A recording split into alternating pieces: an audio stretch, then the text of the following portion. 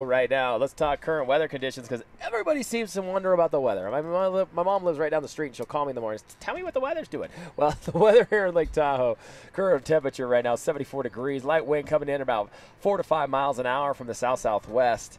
But still an amazing day here in Lake Tahoe. We want to thank you all for tuning in to Supconnect.com.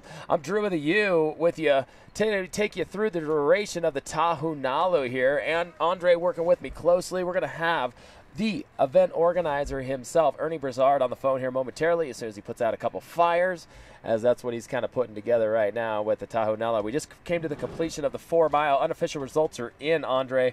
And I'll tell you what, we talked about a lot of these names prior to this, and they came in very similar fashion with a few little changes that I didn't really predict. But Kalia Alexiou, you know this girl, part of the performance paddling team, Anthony Villa and Candace Appleby. We talk about them a lot. Kalia Alexiou on top of the podium all the time. She's back on top in the under 17 age group, so congratulations to her. In second place, Alon Lindsay and Sophia Sanchez from Kings Beach, California come in 1 hour and 2 minutes.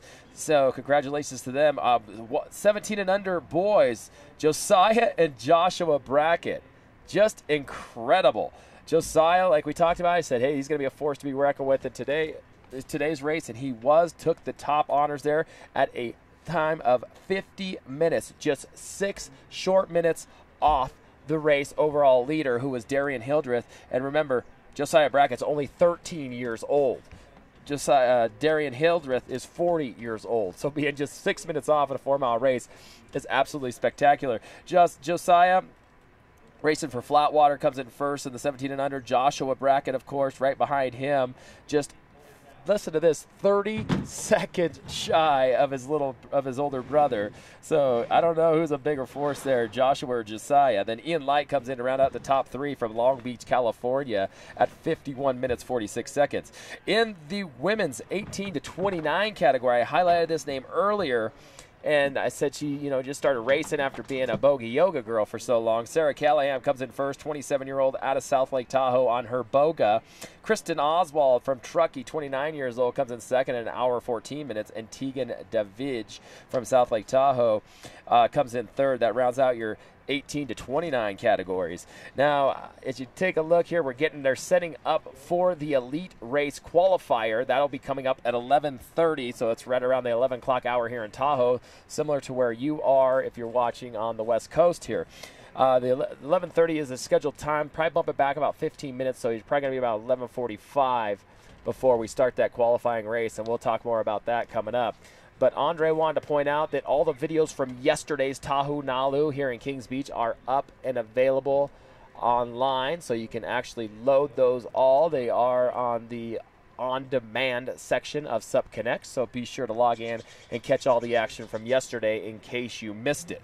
Now back to the results, 18 to 29 in the men's from Panama City, Florida, at a time of 54 minutes. That's Dan Dallas, 18-year-old. He comes in first there, and Andrew Long from San Diego comes in second there.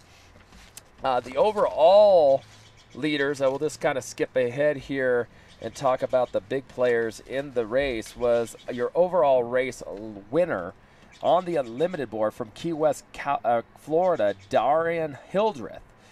Set the time with 44 minutes, 23 seconds. Now, he's on an unlimited board. All these other guys were on 14s, and they were only 1.5 to 2 minutes behind him.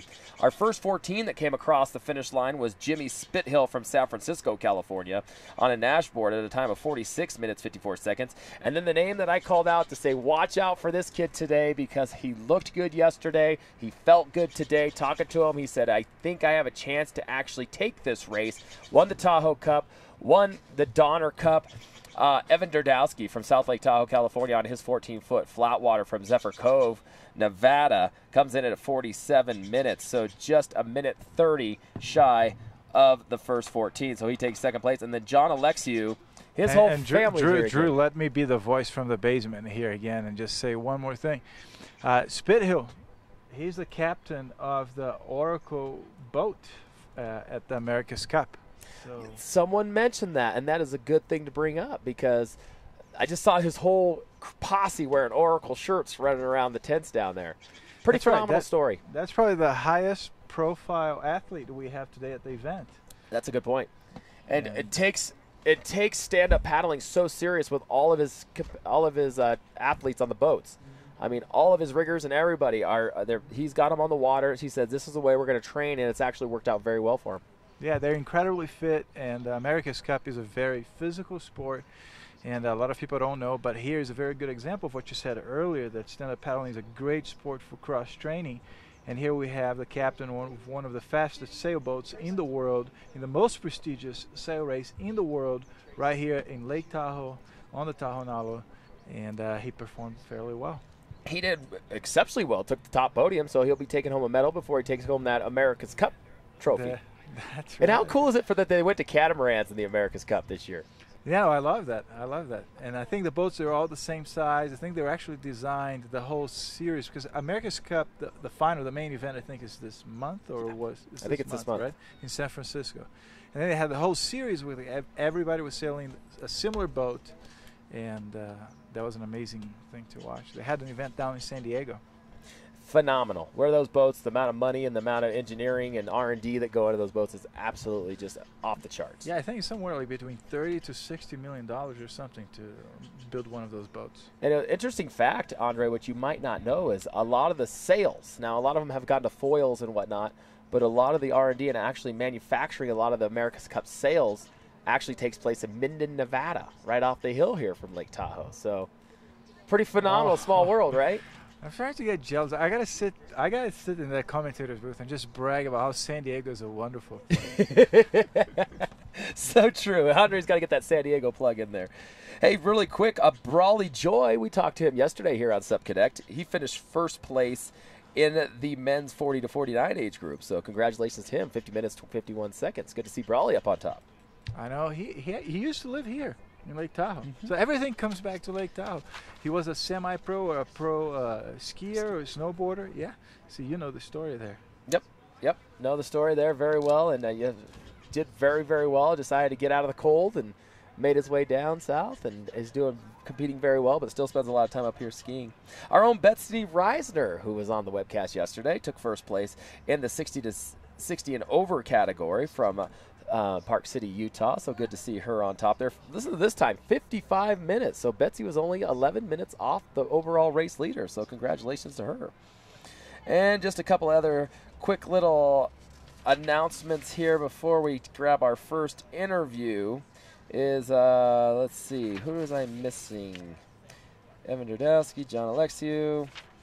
I think I got them all. Oh, Mike Day in the Masters division from Markleeville, California. 49 minutes, 51 seconds. Good finish for Mike Day as well, because we talked about him quite a bit yesterday on the phone. But Darian Hildreth, your overall 4-mile winner, 44 minutes, 23 seconds was the time. He was on an unlimited board. I'll give you the rest of the updates coming up. But we're going to bring on our first guest here, Mr. Maui Jim himself. Jeff Brumbaugh is going to be jumping on. Come on over here, Jeff.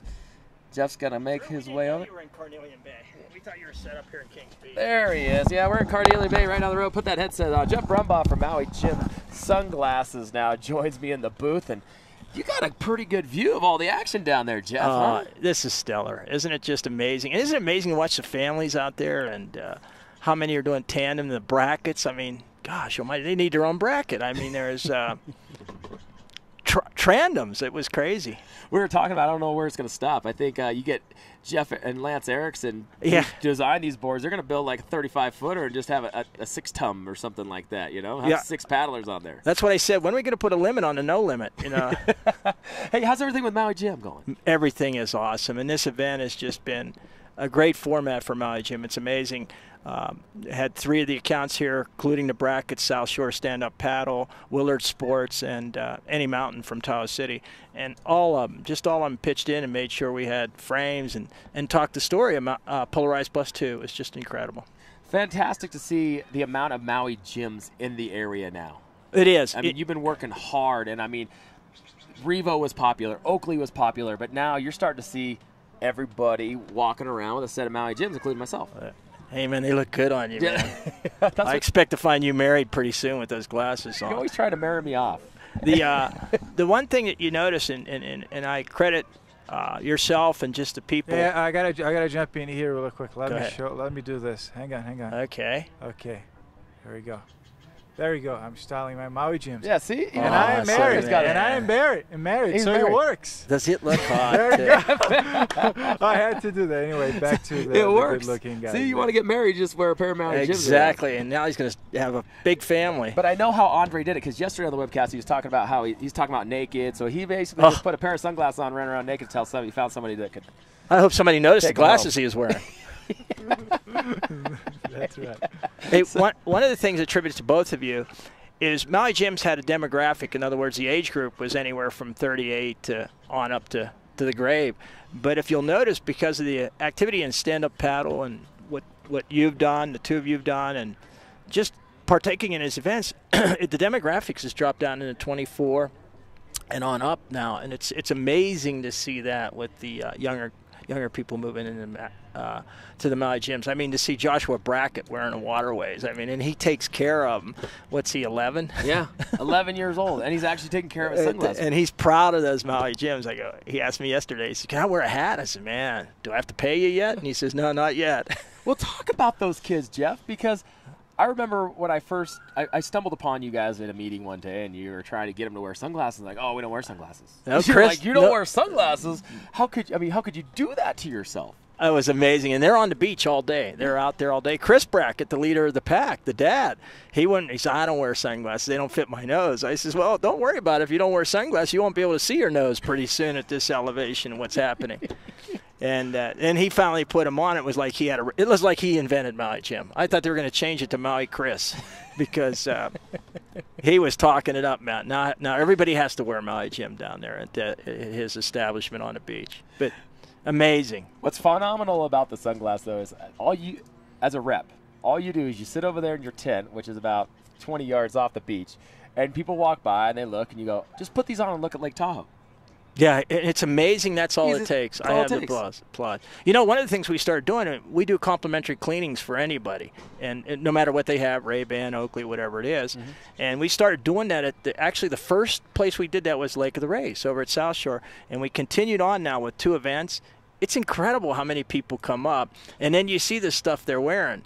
And I said, they said, "These work at this elevation." I says, "A white cane with red paint on the end works at this elevation in the direction you're headed." You need protection. You need, we're over a mile high, 6,280 feet here. And the sun's intense. Yeah, for sure. Do you have anybody that ever swings Jeff, by? Okay. Drew, let me just drop in here. Jeff, so tell us about this polarizing business thing, because it does work. Like, I paddle with the sunglasses, and I see stuff, and I take them off, and I'm like, oh, my goodness, it's a different world. The water looks prettier. Everything looks. I feel like I'm on drugs or something. What's happening? You probably were. You probably were. It's what's called in Maui Jim. It's called a polarized +2. There's a full film used, and it's laminate. But no matter what we're using, the evolution lens or the polycarbonate lens or the super thin glass lens, it's a film that's placed in there. And what that allows is better visual acuity.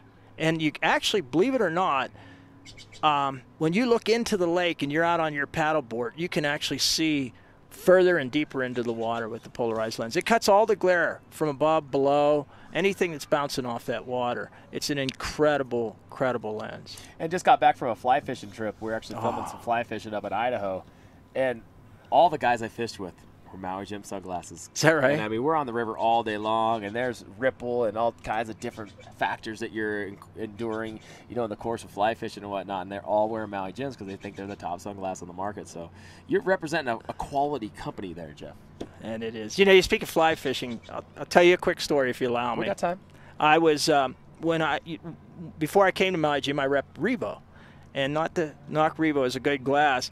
And a friend, Harry Rhodes, who's the vice president at Maui Jim, sent me a pair of Maui Jims. This is 1996. And I said, who would wear these things? And I had them on the dash of the car, and they were going back and forth. And 2 weeks I had them and never put them on. And I was down at on the West Walker River. And I said, man, those things are supposed to be polarized. Ran up and got them and went down. It was 7 o'clock in the evening. You being a fly fisher knows what that's like. You got that last glow on the water and you can't see anything. And Everything's rippled.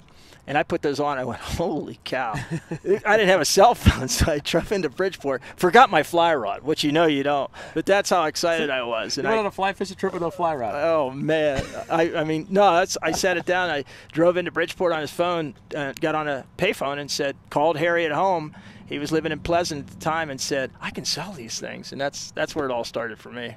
Oh, fantastic. And yeah, you call home Zephyr Cove? Zephyr Cove is home, yeah. Right here in the beautiful Lake Tahoe area. And you lived there for how long now, Jeff?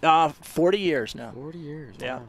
And I'll tell you what, we're talking about, you know probably better than anybody, being involved in all the sport and going everywhere, which way. I mean, Lake Tahoe being the flatwater mecca. It's incredible, the growth you see. If you want to treat yourself, what did we do? 2 Lake of the Race, and this is the 7th, I believe, of the Tahoe Naleo.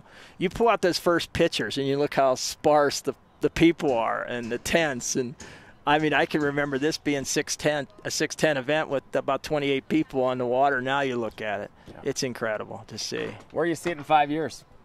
I believe it'll. I say that we'll start going global, just on this location alone. I see that happening. It's just it's just a matter of time. You'll be on ESPN. Well, I don't know about that. True. Doing an infomercial or something. Yeah, there Call you go. now. Look at Andre doing a nice little pan shot. Nice there. shot, Andre. Look at that. But look at the setting. I mean, we were talking about this setting. You're on the North Shore. Zephyr Cove more on the South Shore area. There is where we live. But the North Shore, very scenic area. It is. There's so much to see. You got all the way from Sand Harbor over. Well, do you notice this when we come over here and we do this venue at Kings Beach here, how the water seems a little warmer because it seems to get a little more sun and it's shallow. Shallower, Look how far you go out. 70 degrees today. Oh, my gosh. 70-degree water temperature right out there where those people are paddling. So it's like incredible. hot tub water. Oh, man. Maybe not the San Diego or, gosh. People, yeah, a 70-degree water temperature here in Tahoe. That's phenomenal. Well, you could go over to Rubicon now and think you're in a polar bear event. That's a good point. I mean, you got the polar bear plunge here that happens in the winter, and it's 34 degrees. So it's incredible. That's a big temperature swing in the short summer season that we have here. Exactly. Well, this is probably the 3 warmest days the water will be. Exactly. For the year. Winter will hit us next week. Well, I'll be at puppies and everything. Well, I'll tell you what, really appreciate all Maui Gym support. You guys sponsor so many races and so many events across the nation every single year. So thank you to you and your company for all your hard work and trying to grow the sport. Thank you. It's a mahalo to you, Drew, and just for all you do to keep us involved in it. I really appreciate it. Hey, thanks. Jeff Brumbaugh, Maui Gym, the website? MauiGym.com, man. Easy as that. Catch him on. It's there. Just call Jeff at home anytime. Hey, they usually do. And we'll see him on the beach here. If you're coming to Tahoe, swing by and stop in and say hi to Jeff and the crew over there and check out the finest sunglasses. One of the great sponsors of the Tahoe Nalu here at Kings Beach. A great day. Completed is our 4-mile race. It is in the books, unofficial. We're going over a few more results here. The Tandem Ericssons come in first place in the tandem category. Unfortunately, there is no tandem categories, but they're still coming in first once again. I'll tell you what, leading the charge of the tandems is the Ericssons. I mean, building their own boards and then just basically out there schooling it. And we're just talking with Veritessa the other day. They're going to actually start putting a tandem category in for BOP this year, so they'll actually be awarded because he's expecting 4, 5, 6 different competitors in that particular event. And joining me now in the booth comes up here, and we were just talking about the